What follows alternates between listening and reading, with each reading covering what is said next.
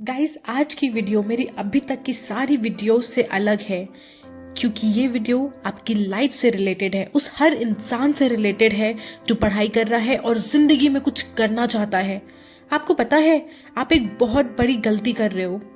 Video को एक छोटी सी स्टोरी से स्टार्ट करते हैं, उससे आपको आइडिया हो जाएगा कि वो गलती क्या है और कितनी बड़ी है। तो एक गांव में एक लड़का रहता था। वो बहुत ज्यादा आलसी था। पूरे दिन बस वो एक पेड़ के नीचे पड़ा रहता था और डे ड्रीमिंग करता था। एक दिन एक बहुत वाइज पर्सन उस गांव में आते हैं और उस लड़के को अपने पास बुलाते हैं। उससे बोलते हैं कि मैं चाहता हूं कि तुम उस माउंटेन को क्लाइंब करो और दूर वहां पहाड़ के ऊपर एक बहुत सुंदर पंख है, वो मुझे लाके दो। वो लड़का हंसने लगता है, बोलता है ये इम्पॉसिबल है, मैं इतना ऊंचा पहाड़ चढ़ ही नहीं सकता और मैं बहुत आलसी हूँ। तो साधु बोलते हैं वो फेदर जो तुम्हें माउंटेन पर दिख रहा है वो एक्चुअली माउंटेन के पीछे वाले केव में है और ये एक जादुई फेदर है। लड़का सोच में पड़ जाता है। वो सोचता है कि इस पंख के बारे में ना तो मैंने आज तक सुना है और ना ही देखा है। इतना क्यूरियस हो जाता है कि वो हाँ बोल देता है। वो चढ़ना शुरू करता है। थोड़े टाइम में वो बहुत थक जाता है, पूरा पसीना पसीना हो जाता है, पर उसे वो जादुई पंख याद रहता है जो उसे आगे बढ़ाता है। और जैसे जैसे वो ऊपर पहुंचता है उसे एक्साइटमेंट एंड इंथुजियाज्म फील होता है जो उसने आज तक फील नहीं किया था। वो पीक पर पहुंचता है, बहुत ज़्यादा एग्जॉस्ट हो चुका होता है, बट वो उससे ज़्यादा खुश था। उस ऊंचाई से जब वो ब्यूटीफुल व्यू देखता है तो उसकी सारी थकान, सारी मेहनत खुशी में बदल जाती है और उसे ऐसा फील होता है जैसे उसने पता नहीं क्या अचीव कर लिया हो। पर चैलेंज अभी भी पूरा नहीं हुआ था। फेदर दूसरे साइड था और वहां तक पहुंचना और भी ज्यादा डिफिकल्ट, पर अब उसमें एक जुनून और हिम्मत थी। वो आगे बढ़ा और जब केव के पास पहुंचा उसने देखा वहां एक फेदर लाइट में जगमग जगमग करता हुआ पड़ा हुआ था। वो फेदर उठाता है और वापस जाने लगता है। तभी उसे रियलाइज होता है कि भाई, अब वापस जाने के लिए उसे उतनी ही मेहनत करनी पड़ेगी। उसका मन होता है वो वहीं पे गिव अप कर दे, पर उसे वो मोमेंट याद आ जाता है जब वो माउंटेन की पीक पर था और उसने पहली बार सेंस ऑफ अचीवमेंट फील किया था। वो पूरे डेडिकेशन से आगे बढ़ता है और फाइनली साधु को वो फेदर दे देता है। साधु बहुत खुश होते हैं और सिर्फ एक बात बोलते हैं कि हर कोई कुछ ना कुछ बड़ा करने के लिए बना है, ये सिर्फ हमारी लेजीनेस होती है जो हमें रोक देती है। अब शायद आपको समझ में आ गया होगा कि आप कौन सी गलती कर रहे हो।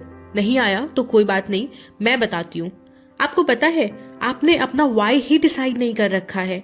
जैसे इस स्टोरी में लड़के को उसका गोल पता था, उसे कैसे भी उस जादुई पंख तक पहुंचना था, तो उसने सारी मुश्किलें झेल ली। वैसे ही आप डिसाइड करो कि आपके लिए पढ़ना क्यों जरूरी है। अब ये क्यों हर किसी के लिए अलग हो सकता है। जब मैं 10th में थी तो मेरा एक ही गोल था कि मुझे कैसे भी 10 CGPA स्कोर करना है बोर्ड्स में, क्योंकि तभी मेरे घर वाले मेरे को बाहर भेजते पढ़ने के लिए। अब किसी का गोल ये भी हो सकता है कि अगर मैं क्लास में टॉप करूंगा तभी मेरे को प्रिया हाँ बोलेगी। तो ढूंढो यार, अपना गोल ढूंढो, अपने पढ़ने का रीजन ढूंढो, क्योंकि यही रीजन है जो आपको मोटिवेट कर सकता है पढ़ने के लिए और एग्जाम में अच्छा स्कोर करने के लिए। और जब पढ़ने का रीजन मिल जाए तो टारगेट्स बनाओ कि आज दिन भर में मुझे ये कंप्लीट करना है। टारगेट्स ऐसे मत बना लेना कि आज फिजिक्स कंप्लीट करके ही मानूंगा। अगर ये कंप्लीट नहीं हुए तो डीमोटिवेट हो जाओगे। टारगेट्स थोड़े रियलिस्टिक बनाना, जैसे कि आज फिजिक्स के 2 टॉपिक करूंगा और अकाउंट्स के 10 न्यूमेरिकल सॉल्व करूंगा। और हाँ, जैसे जैसे टारगेट्स कंप्लीट होते जाएं उन पर टिक लगाते जाना। इससे आपको सेंस ऑफ अचीवमेंट फील होगी। वैसे ये प्रैक्टिस मैं खुद फॉलो करती हूँ, इसलिए आपको बता रही थी। मैं रोज रात में सोने के पहले एक टू डू लिस्ट बनाती हूँ कि कल दिन भर में मुझे क्या क्या टास्क कंप्लीट करने हैं। इससे मुझे सुबह उठ के एक एनर्जी मिलती है कि इतनी सारी चीज़ें हैं जो मुझे दिन भर में कंप्लीट करनी है। और मैं आपको बताऊं, जैसे जैसे वो टास्क कंप्लीट होते हैं मैं उन पर टिक लगाती हूँ, भाई साहब क्या ही मज़ा आता है। मतलब मुझे ऐसा एक्साइटमेंट रहता है कि यार जल्दी जल्दी मैं कंप्लीट करूँ और जल्दी जल्दी उनको टिक मार्क करते जाऊँ। तो I would highly suggest you कि प्लीज़ आप इसको एक बार ट्राई करना। अच्छा, अब थर्ड पॉइंट सुनो, फोकस।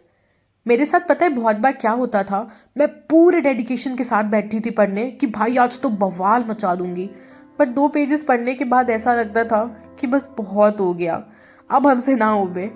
तो मैंने इस चीज़ का तोड़ निकाला, क्योंकि पढ़ना तो था ही। मैं उस सब्जेक्ट्स एंड टॉपिक से स्टार्ट करती थी जो मुझे बहुत पसंद होते थे। और जब मुझे नींद आती थी तो मैं कैंडी खाते खाते अकाउंट्स के न्यूमेरिकल सॉल्व करती थी।